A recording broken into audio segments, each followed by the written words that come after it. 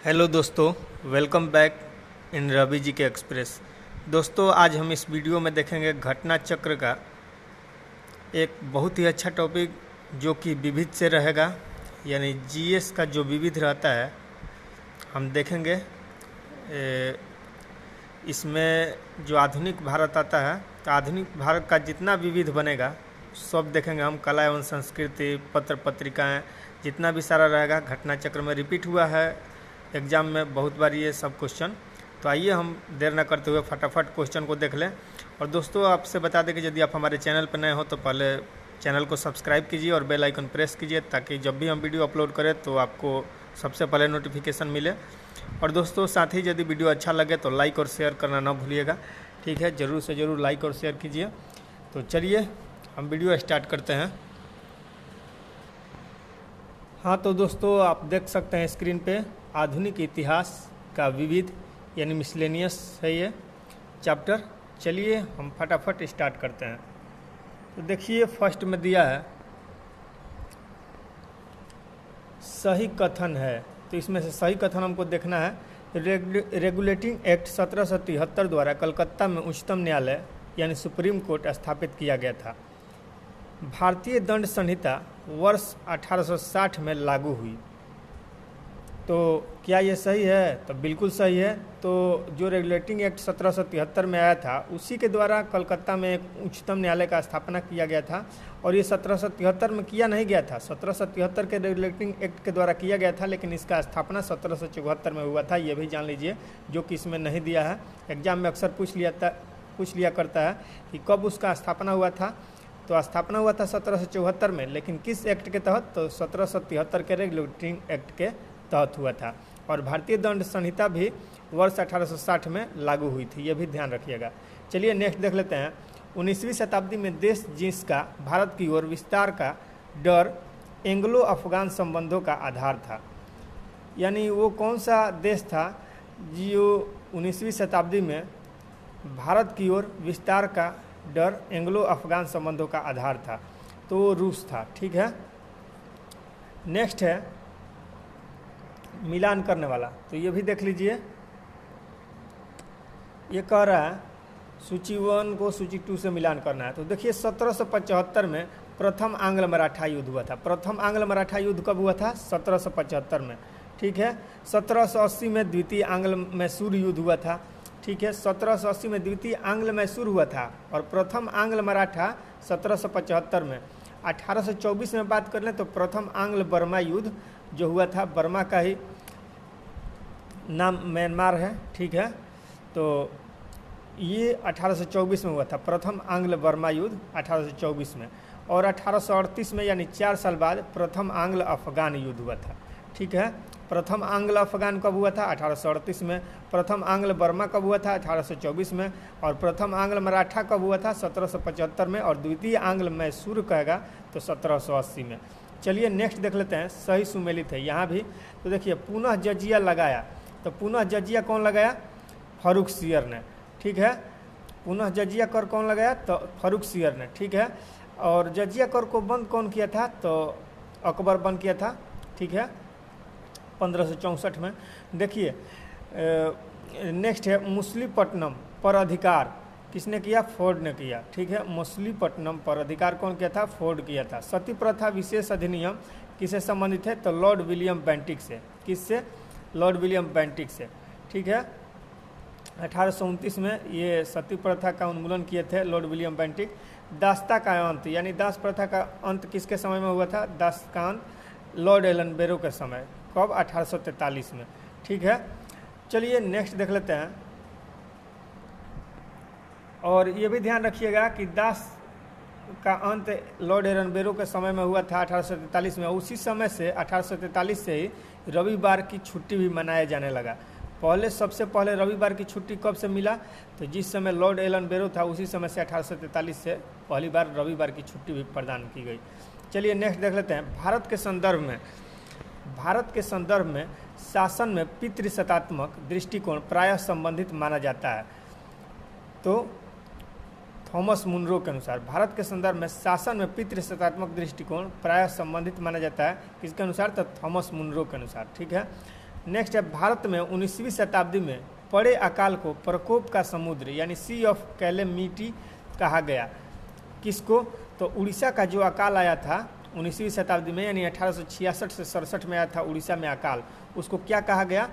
प्रकोप का समुद्र कहा गया यानी सी ऑफ कैलेमिटी। ठीक है।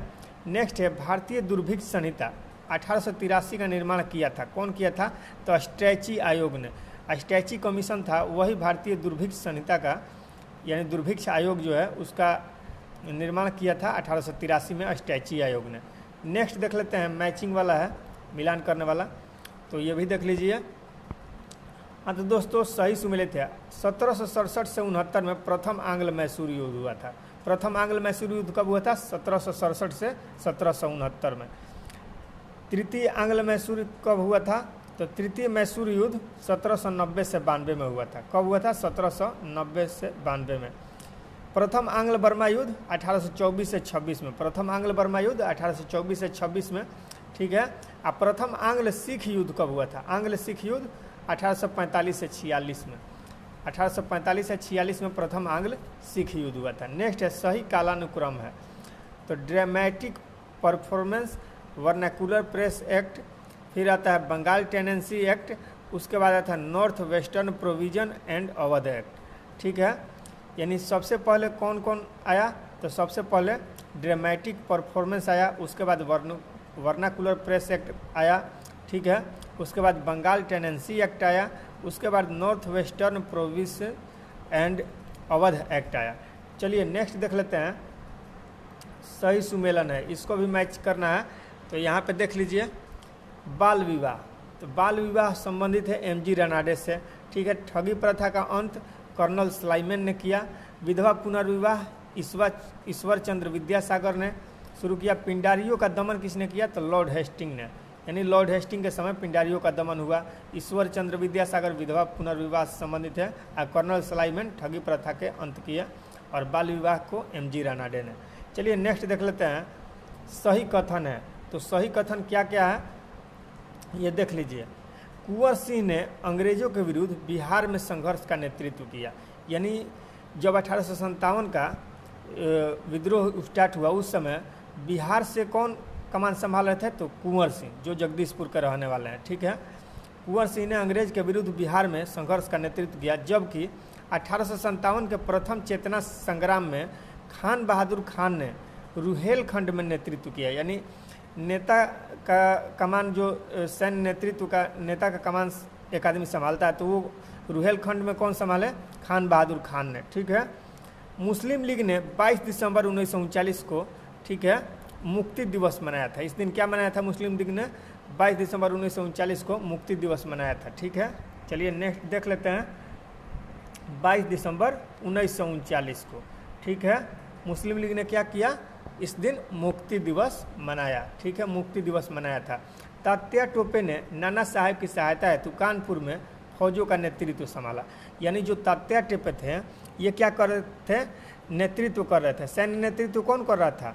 कानपुर से तात्या टोपे। और कौन थे कानपुर से? नाना साहब थे। तो इन्हीं की सहायता के लिए तात्या टोपे वहाँ से सैन्य नेतृत्व कर रहे थे। अब एक बात आपको बता दें कि नाना साहब का असली नाम था धुंधु पंत और तात्या टोपे का क्या नाम था? रामचंद्र पांडे। ठीक है। तो चलिए और देख लेते हैं, कानपुर में फौजों का नेतृत्व संभाले थे तात्या टोपे, इनकी नाना साहब की सहायता हेतु। एवं जिन्नत महल ने फैजाबाद में इसकी कमान संभाली। जिन्नत महल ने फैजाबाद में इसकी कमान संभाली। ठीक है। और फैजाबाद से कौन थे? तो फैजाबाद से और कौन था? एक फतेहपुर आता है, एक फैजाबाद। तो फतेहपुर से अजीमुल्ला था और फैजाबाद से अहमदुल्ला था। ठीक है। चलिए नेक्स्ट देख लेते हैं। ये सब देखिए विज्ञापन है, विज्ञापन है। तो ये टाइम्स ऑफ इंडिया में छपा था। ठीक है। तो विज्ञापन को देख लेते हैं कि ये क्या विज्ञापन है। 86 में छपा हुआ था, सॉरी 96 में। तो चलिए देख लेते हैं पूरा। टाइम्स ऑफ इंडिया में यह विज्ञापन छपा था। तो देखिए, the marvel of the century, the wonder of the world, the marvel of the century, the wonder of the world, living photographic pictures in life sized reproduction, cinematography, a few exhibition will be given at Watson's hotel tonight.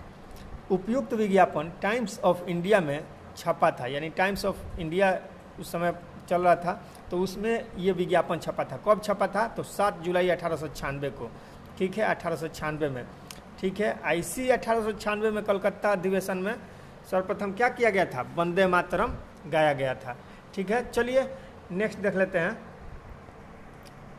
तो देख लीजिए next है, British सरकार भारत के विभाजन के लिए उत्तरदायी नहीं है, कथन का श्रेय दिया जाता है। यानी यह कथन किसके लिए कहा गया था? ब्रिटिश सरकार भारत के विभाजन के लिए उत्तरदायी नहीं है, लॉर्ड एटली को, ठीक है। इसका श्रेय किसको दिया जाता है? लॉर्ड एटली को, यानी लॉर्ड एटली ही कहा था कि ब्रिटिश सरकार जो है भारत के विभाजन के लिए उत्तरदायी नहीं है।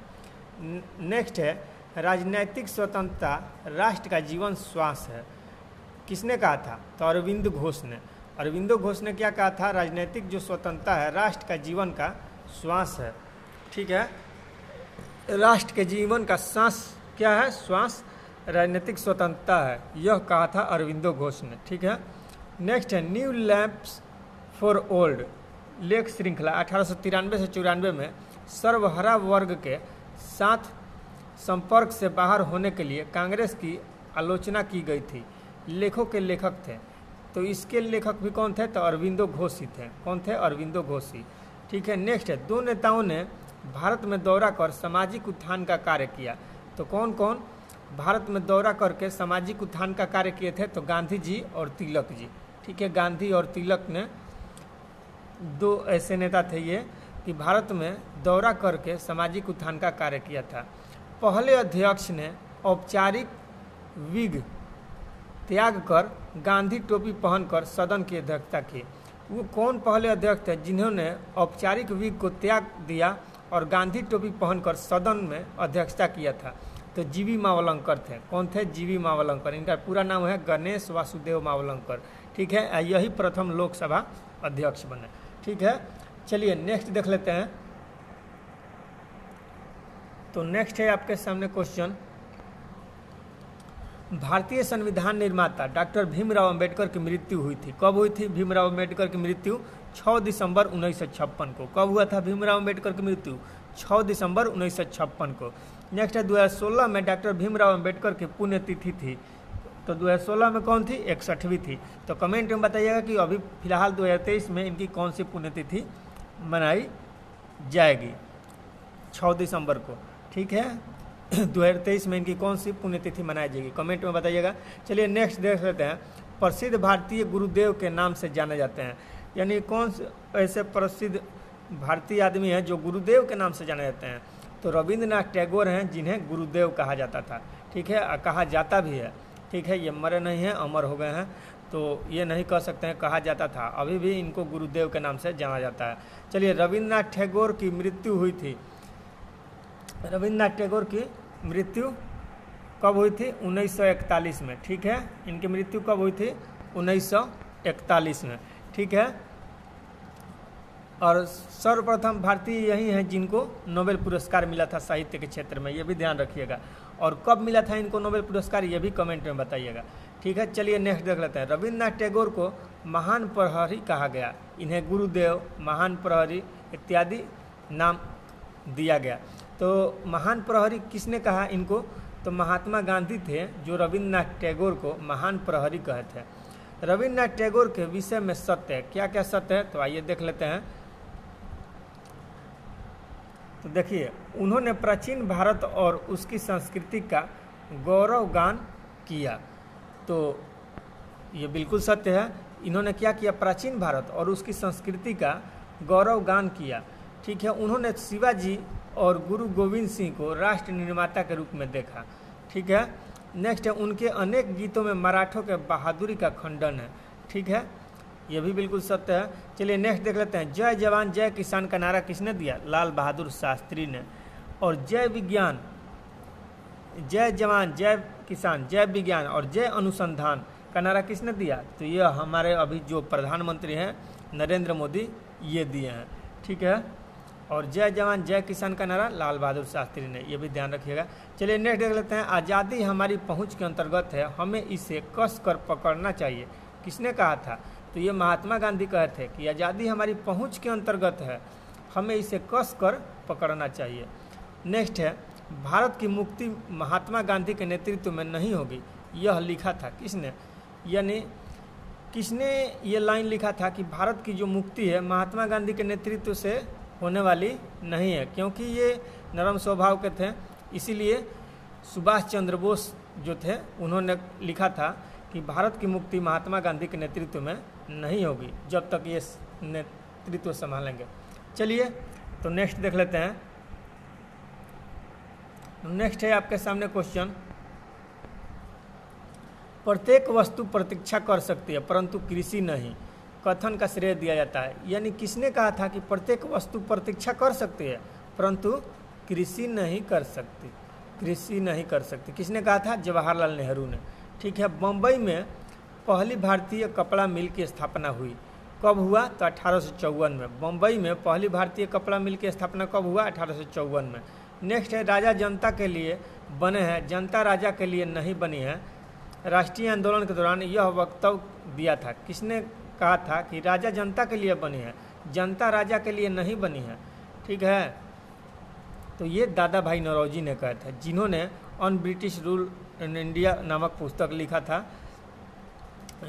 दादा भाई नौरोजी, ठीक है, कांग्रेस के भी अध्यक्ष रह चुके हैं, बहुत महान आदमी थे। तो इन्होंने कहा था कि राजा जो है जनता के लिए है, ये नहीं है कि जनता ही राजा के लिए बनी है।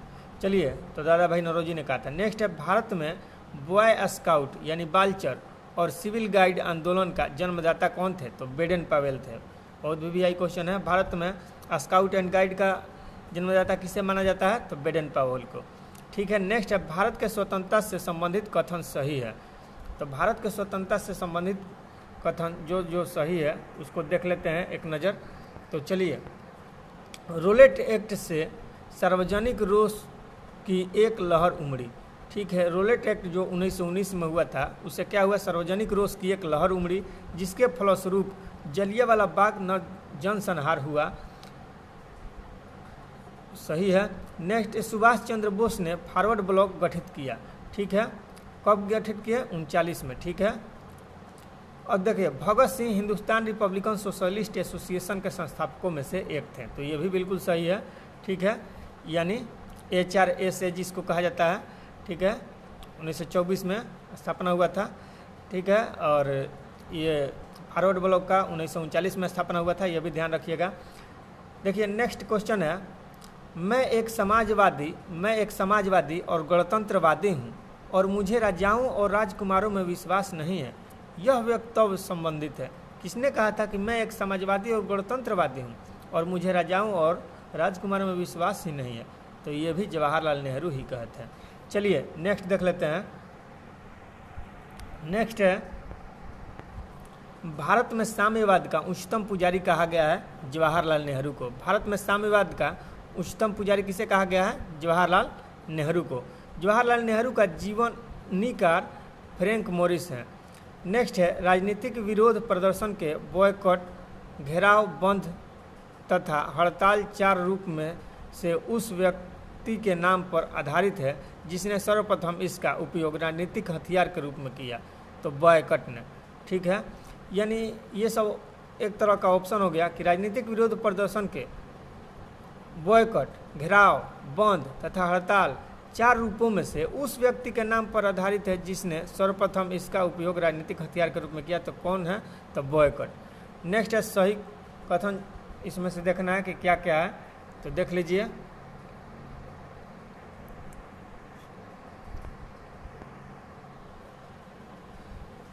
सही कथन इसमें से चुनना है, तो देख लीजिए। यहाँ पर है, आर्य समाज की स्थापना 1875 में हुई। ठीक है। आर्य समाज की स्थापना किसने किया? तो दयानंद सरस्वती ने किया था, ये भी जान लीजिए। नेक्स्ट, अल हिलाल को मौलाना अबुल कलाम आज़ाद ने प्रकाशित किया था। बिल्कुल सही है। कलकत्ता के प्रसिद्ध प्रेसिडेंसी कॉलेज यानी पूर्व में इसका नाम हिंदू कॉलेज था की स्थापना राजा राम मोहन राय ने की। तो बिल्कुल सही है। नेक्स्ट है चंपारण आंदोलन, असहयोग आंदोलन, भारत छोड़ो आंदोलन तथा दांडी मार्च घटनाओं से कालक्रम के अनुसार तीसरे स्थान पर आती है, तो ये दांडी मार्च आती है। ठीक है, दांडी मार्च कब हुआ था? 1930 में। ठीक है, 12 मार्च को स्टार्ट हुआ था और 6 अप्रैल को ख़त्म हुआ था। टोटल कितने दिन चला था? तो 24 दिन चला था। ठीक है, यह भी ध्यान रखिएगा। ठीक है, चंपारण सत्याग्रह 1917 में हुआ था। ठीक है, असहयोग आंदोलन कब हुआ था? कमेंट में लिखिएगा। भारत छोड़ो आंदोलन कब हुआ था? 1942 में। ठीक है, असहयोग आंदोलन कब हुआ था? 1919 से 20 में। ठीक है, चलिए नेक्स्ट देख लीजिए। भारतीय राजनीति में 1947 के बाद महिला ने सर्वाधिक योगदान दिया। तो कौन सी महिला थी जो भारतीय राजनीति में 1947 के बाद सर्वाधिक योगदान दिया? तो अरुणा आसफ अली ने। कौन दिया था योगदान सर्वाधिक? अरुणा आसफ अली ने। नेक्स्ट है क्वेश्चन, हम बहुत ही बड़ी भूल करेंगे यदि हम बिहार की जनता, क्वेश्चन कर रहा है, हम बहुत ही बड़ी भूल करेंगे यदि हम बिहार की जनता और उनके मंत्रिमंडल को लीग के नेताओं के हिंसक व असभ्य आक्रमणों के आगे आरक्षित छोड़ देंगे। वर्ष 1946 में यह बात कही गई थी। किसके द्वारा? तो सरदार पटेल के द्वारा, जिनका पूरा नाम है सरदार वल्लभ भाई पटेल। और कमेंट में बताइएगा कि इनकी सबसे बड़ी मूर्ति बनी है भारत में, कहाँ बनी है और किस नदी के तट पर बनी है। ठीक है, हम बता देते हैं, गुजरात में बनी है। आपको बताना है कि किस नदी के तट पर बनी है। ठीक है, चलिए नेक्स्ट देख लेते हैं। 1921 में पहली बार पूर्ण स्वतंत्रता की मांग को उठाया, यानी 1921 में पहली बार पूर्ण स्वतंत्रता की मांग किसने उठाया था? 1921 में सबसे पहले तो मौलाना हसरत मोहानी ने पूर्ण स्वतंत्रता की मांग का प्रस्ताव किसने उठाया था? 1921 में मौलाना हसरत मोहानी ने। नेक्स्ट है, भारत विभाजन के लिए मोहम्मद अली जिन्ना को सर्वाधिक उत्तरदायी ठहराया है। किसने? तो लॉर्ड माउंटबेटन ने। ठीक है, कमेंट में ये भी बताइएगा कि माउंटबेटन योजना कब आया था। ठीक है, चलिए, भारत विभाजन के लिए मोहम्मद अली जिन्ना को सर्वाधिक उत्तरदायी ठहराया किसने? माउंटबेटन ने। ठीक है, चलिए नेक्स्ट क्वेश्चन देख लेते हैं।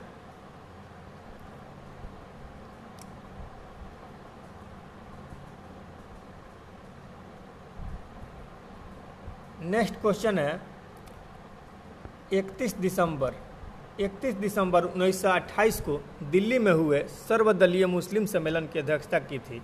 31 दिसंबर 1928 को दिल्ली में हुए सर्वदलीय मुस्लिम सम्मेलन की अध्यक्षता कौन किया था? तो आगा खां किए थे। ठीक है, नेक्स्ट है, अगस्त 1923 के बनारस हिंदू महासभा के अधिवेशन की अध्यक्षता किसने की? तो अगस्त 1923 के बनारस हिंदू महासभा के अधिवेशन की अध्यक्षता पंडित मदन मोहन मालवीय किए थे। और BHU जो है बनारस हिंदू यूनिवर्सिटी, उसका स्थापना भी मदन मोहन मालवीय ही किए थे। यह भी ध्यान रखिएगा। चलिए, भारत की कम्युनिस्ट पार्टी और राष्ट्रीय स्वयं सेवक संघ की स्थापना के क्रमशः सबसे करीबी वर्ष हैं। तो भारत की कम्युनिस्ट पार्टी और राष्ट्रीय स्वयं सेवक संघ की स्थापना के करीबी वर्ष क्या हैं? तो 1925 और 1925। ठीक है, चलिए, फ्रंटियर गांधी का असली नाम क्या है? तो अब्दुल गफ्फार खान, यानी अब्दुल गफ्फार खान को ही फ्रंटियर गांधी के नाम से जाना जाता है। अंग्रेजों के विरुद्ध खान अब्दुल गफ्फार खान द्वारा प्रारंभ किए गए आंदोलन का नाम क्या था? तो लाल कुर्ती यानी रेड शर्ट। ठीक है, लाल कुर्ती का गठन कौन किया था? खान अब्दुल गफ्फार खान ही किया था। ठीक है, चलिए, इसी को खुदाई खिदमतगार भी कहते हैं। चलिए नेक्स्ट देख लेते हैं। डॉक्टर भीमराव अंबेडकर पर यह कहकर आक्रमण किया, अंबेडकर को उदार ब्रिटिश सरकार द्वारा थोपा गया नेतृत्व प्राप्त हुआ था, क्योंकि उनकी सेवाएं राष्ट्रवादी नेताओं को बाधा पहुंचाने के लिए आवश्यक थीं। किसने कहा था? तो डॉक्टर BS मुंजे ने कहा था। ठीक है, कौन कहा था? Doctor BS Moonje. त्रिपुरा की देशी रियासत स्वतंत्रता आंदोलन में 20वीं सदी के प्रारंभ में शामिल हुई, क्योंकि बंगाल के क्रांतिकारी त्रिपुरा में आश्रय लिए हुए थे।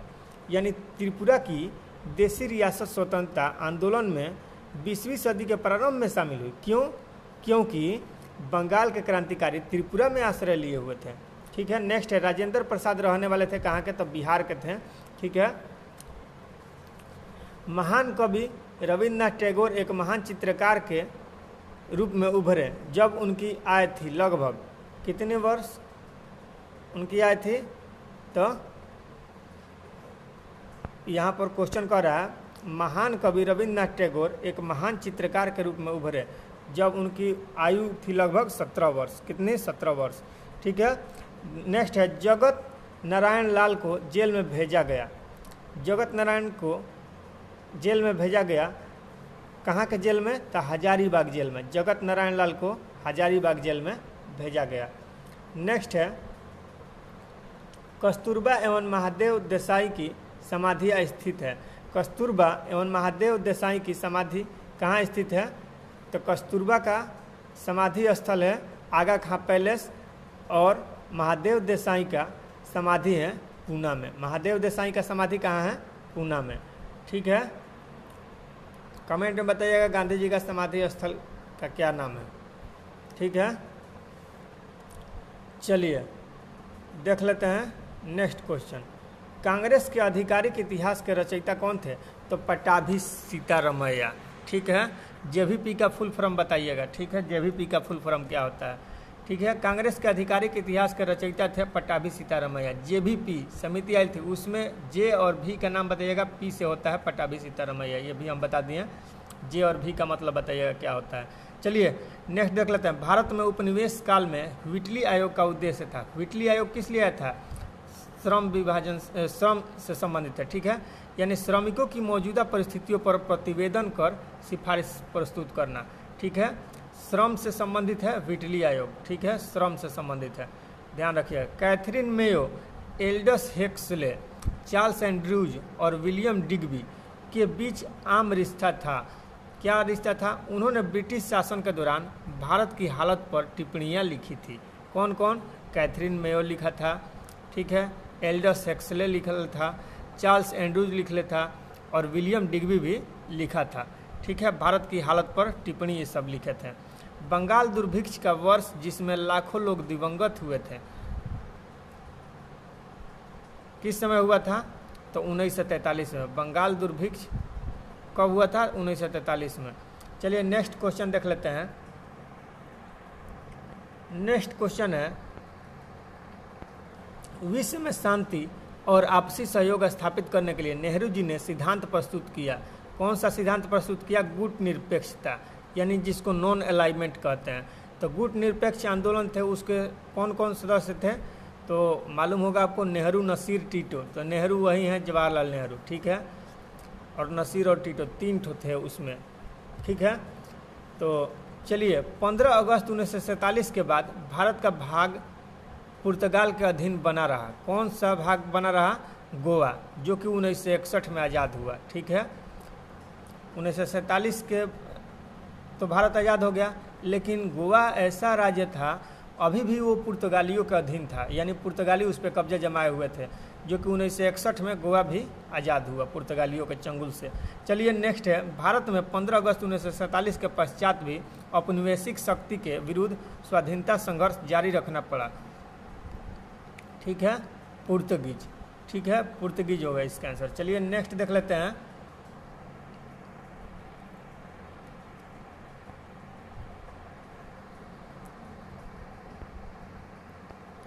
हाँ तो दोस्तों नेक्स्ट है, वे समाजवाद से प्रभावित थे, वे ब्रिटिश उदारवाद से प्रभावित थे, वे महात्मा गांधी से प्रभावित थे तथा वे जर्मन राष्ट्रवाद से प्रभावित थे।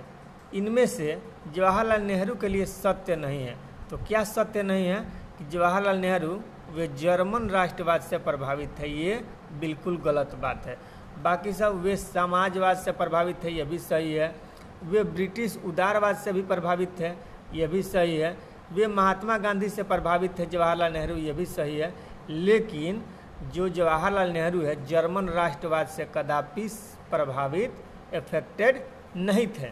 ठीक है। नेक्स्ट देखिए, स्वतंत्रता पूर्व बिहार में भूमिहार, राजपूत, कायस्थ तथा कुर्मी में से एक वर्चस्वशाली जाति यानी डोमिनेंट कास्ट नहीं थी। कौन थी? वर्चस्वशाली जाति कौन नहीं थी? तो कुर्मी नहीं था, बाकी सब वर्चस्वशाली जाति था, यानी डोमिनेंट कास्ट था। कौन कौन बिहार में डोमिनेंट कास्ट था?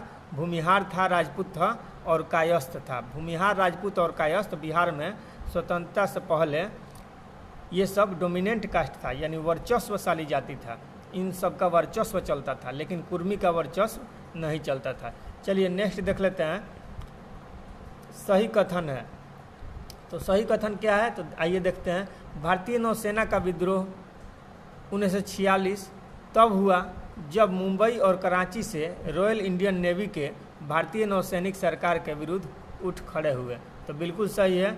भारतीय नौसेना विद्रोह कब हुआ था? 1946 में हुआ था। और ये कब हुआ था? तो जब मुंबई और कराची से रॉयल इंडियन नेवी के भारतीय नौसैनिक सरकार के विरुद्ध उठ खड़े हुए थे, उसी समय भारतीय नौसेना विद्रोह हुआ था। ठीक है, नेक्स्ट है, इसमें भी सही कथन देखना है।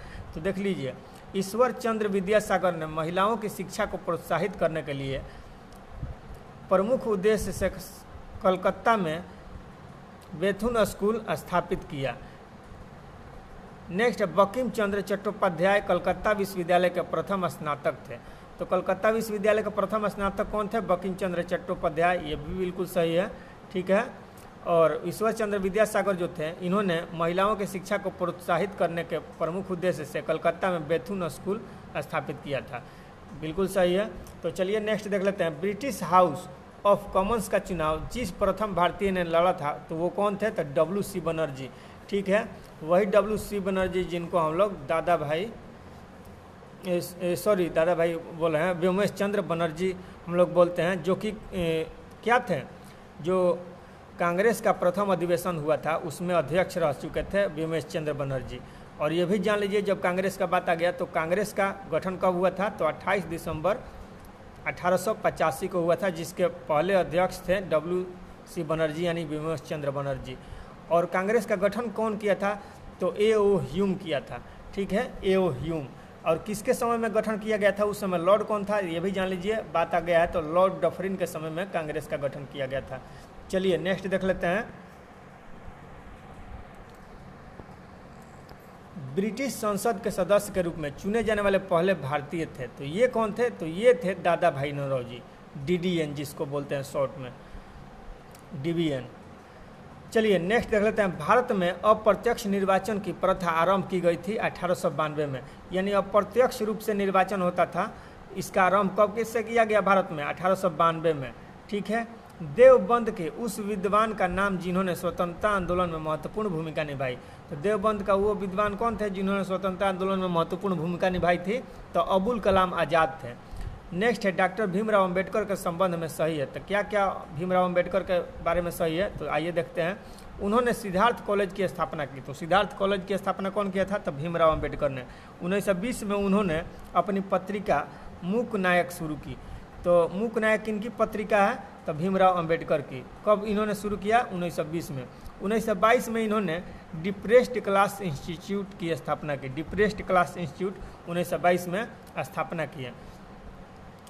नेक्स्ट क्वेश्चन है, घटनाओं का सही कालानुक्रम हमको देखना है कि घटना का सही काल क्रम क्या है। तो आइए देखते हैं। जलियांवाला बाग हत्याकांड पर कांग्रेस समिति द्वारा सर्वसम्मति रिपोर्ट की प्रस्तुति, तुर्की को अर्पित शांति शर्तों की घोषणा। ठीक है, समझ में आया? देखिए, एक में दिया है, इसको समझिए। पहले क्या हुआ? जलियांवाला बाग हत्याकांड पर कांग्रेस समिति द्वारा सर्वसम्मति रिपोर्ट की प्रस्तुति, ये पहले हुआ। उसके बाद क्या हुआ? यहाँ से कट है, यानी तुर्की को अर्पित शांति शर्तों की घोषणा उसके बाद हुआ। इसके बाद क्या हुआ? बाल गंगाधर तिलक का निधन हो गया। ठीक है, इसके बाद होता है कलकत्ता का भारतीय राष्ट्रीय कांग्रेस का विशेष अधिवेशन होता है। ठीक है, तो ये सब सही काल अनुक्रम है। ठीक है, नेक्स्ट है, स्वाधीन भारत की प्रथम औद्योगिक नीति जिस वर्ष घोषित की गई वह था। यानी स्वाधीन भारत की प्रथम औद्योगिक नीति कब घोषित की गई? तो 1948 में। कब किया गया औद्योगिक नीति प्रथम स्वाधीन भारत की? 1948 में। ठीक है, इंडस्ट्रियल पॉलिसी। चलिए नेक्स्ट देख लेते हैं। केरल में प्रथम साम्यवादी राज्य सरकार का गठन किया गया कब? तो 1957 में। ठीक है, 1957 में। ठीक है, केरल में प्रथम साम्यवादी राज्य सरकार का गठन किया गया।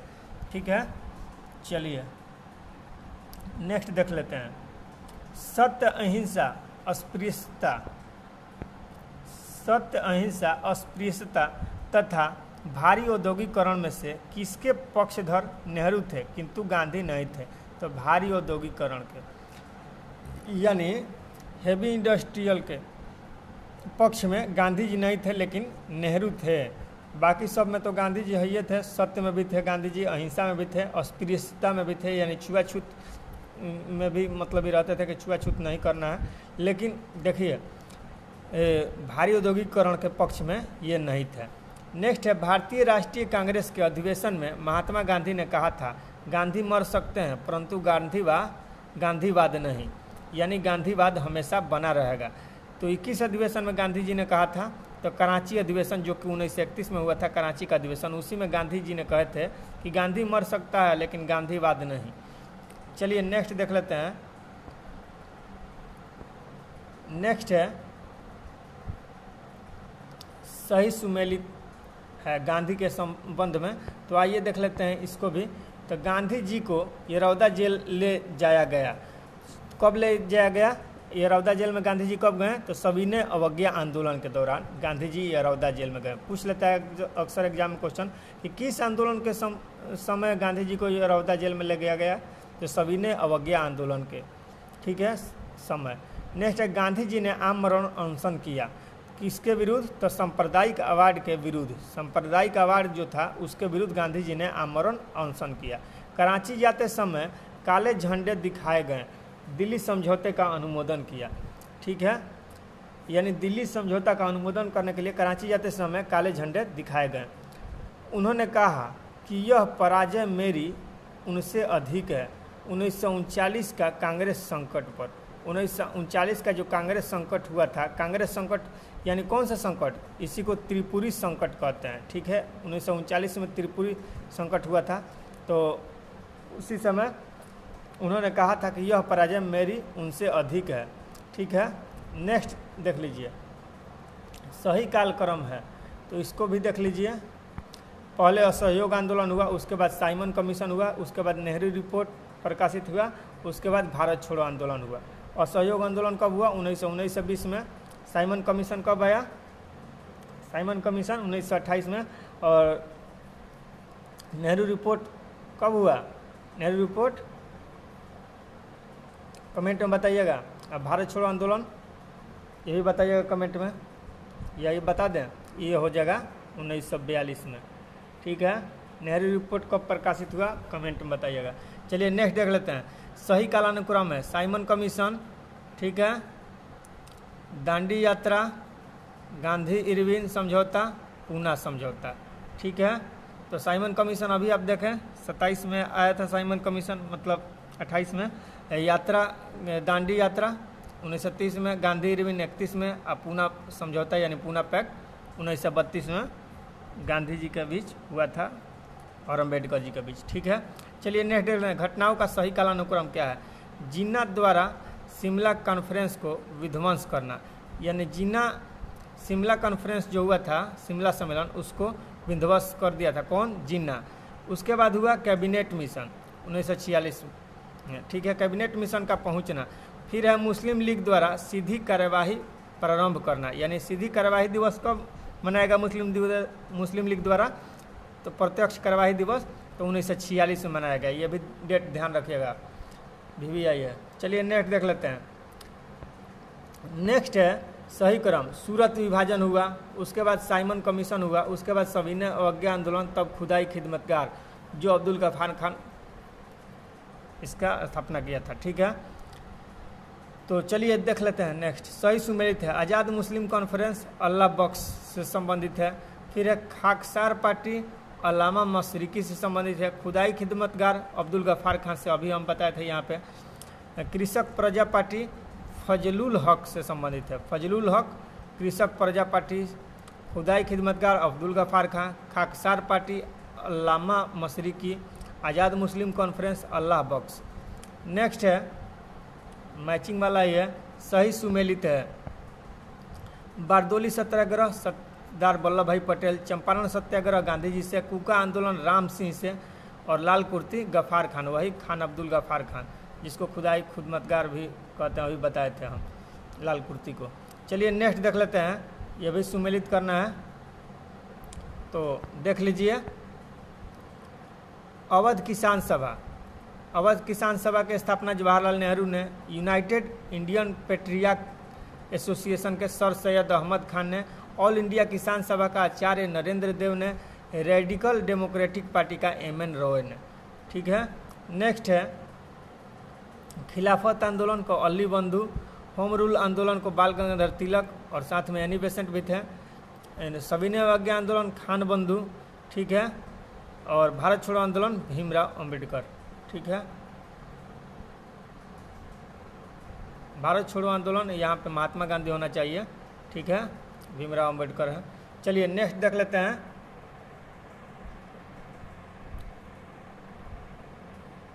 इसका भी अलग पार्ट बनाना पड़ेगा, एक पार्ट में नहीं हो पाएगा, वीडियो ज़्यादा लंबा हो जाएगा। तो चलिए देख लेते हैं। फिलहाल अभी सही सुमेलित है। मोतीलाल नेहरू, नेहरू रिपोर्ट मोतीलाल नेहरू दिए थे। नेहरू रिपोर्ट अक्सर पूछता है कि कौन दिया था, तो मोतीलाल नेहरू, जवाहरलाल नेहरू, तो ध्यान रखिएगा मोतीलाल नेहरू नेहरू रिपोर्ट दिए थे। ठीक है, उनके पिताजी थे जवाहरलाल नेहरू के, मोतीलाल नेहरू। नेक्स्ट है चंपारण आंदोलन। तो एम.के. गांधी यानी महात्मा गांधी चंपारण आंदोलन से संबंधित है, जो 1917 में हुआ था।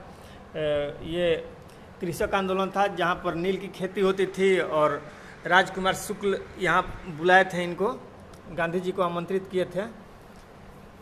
3 कठिया प्रथा वहाँ पे चलता था। तो चलिए इसी पर, नील की खेती पर ही एक पत्रिका भी लिखा गया है दीनबंधु मित्र द्वारा। ठीक है, नील दर्पण, ये भी आप ध्यान रखिएगा। चलिए एस.सी. बोस यानी सुभाष चंद्र बोस फॉरवर्ड ब्लॉक की स्थापना किए थे 1939 में। और देखिए एम.ए. जिन्ना यानी मोहम्मद जिन्ना पाकिस्तान के संस्थापक थे। तो बिल्कुल सही है। चलिए नेक्स्ट देख लेते हैं। नेक्स्ट है सही सुमेलित है। इनमें से देखिए क्या क्या सही सुमेलित। विनोबा भावे व्यक्तिगत सत्याग्रह कौन चलाया था? विनोबा भावे। होम रूल आंदोलन बीजी तिलक यानी बाल गंगाधर तिलक। भारत छोड़ो आंदोलन में अरुणा सफली सम्मिलित थी। सरोजनी नायडू धरसना रेड से संबंधित है, धरसना रेड से सरोजनी नायडू। नेक्स्ट है यहाँ पर देखिए, नेक्स्ट है होम रूल आंदोलन से एनी बेसेंट। ठीक है, बारदोली सत्याग्रह से वल्लभ भाई पटेल। असहयोग आंदोलन से संबंधित है महात्मा गांधी। और स्वराज पार्टी के निर्माण से सी.आर. दास यानी चित्तरंजन दास। नेक्स्ट है फिर मिलान करने वाला ही, देख लीजिए। महात्मा गांधी संबंधित है दांडी मार्च से। जवाहरलाल नेहरू लखनऊ कांग्रेस में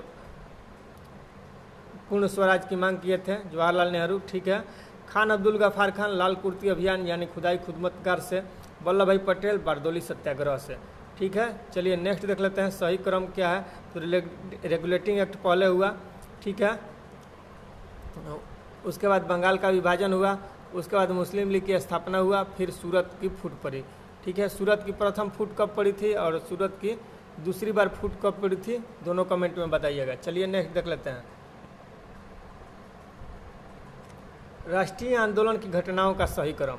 तो राष्ट्रीय आंदोलन की घटनाओं का सही क्रम देख लेते हैं। चंपारण सत्याग्रह पहले हुआ, उसके बाद असहयोग आंदोलन, तब दांडी मार्च, तब भारत छोड़ो आंदोलन। चंपारण सत्याग्रह 1917 में, असहयोग आंदोलन 1919-20 में, दांडी मार्च हुआ था 1930 में, भारत छोड़ो आंदोलन हुआ था 1942 में। ठीक है, सही क्रम है होम रूल आंदोलन, उसके बाद रोलेट एक्ट हुआ। ठीक है, होम रूल आंदोलन 1916 में हुआ था, रोलेट एक्ट हुआ था 1919 में, साइमन कमीशन 1927 में, गांधी रिविन समझौता 1931 में। नेक्स्ट है, सॉरी दोस्तों, ये कुछ टेक्निकल प्रॉब्लम के कारण अब हम नेक्स्ट वीडियो में मिलेंगे, और इतना ही इस वीडियो में रहने देते हैं, नहीं तो वीडियो ज़्यादा लंबा हो जाएगा। और मिलते हैं नेक्स्ट वीडियो में, तब तक के लिए आज्ञा दीजिए। और वीडियो यदि अच्छा लगा होगा तो लाइक और शेयर जरूर कीजिएगा, और चैनल को भी सब्सक्राइब कीजिएगा। यहाँ तक हो गया है होम रूल आंदोलन, Rowlatt Act, Simon Commission, Gandhi Irwin समझौता, ये क्रम हम देख रहे थे। तो इसके आगे नेक्स्ट वीडियो में मिलते हैं, तब तक के लिए आज्ञा दीजिए। थैंक्स, धन्यवाद एंड टेक केयर।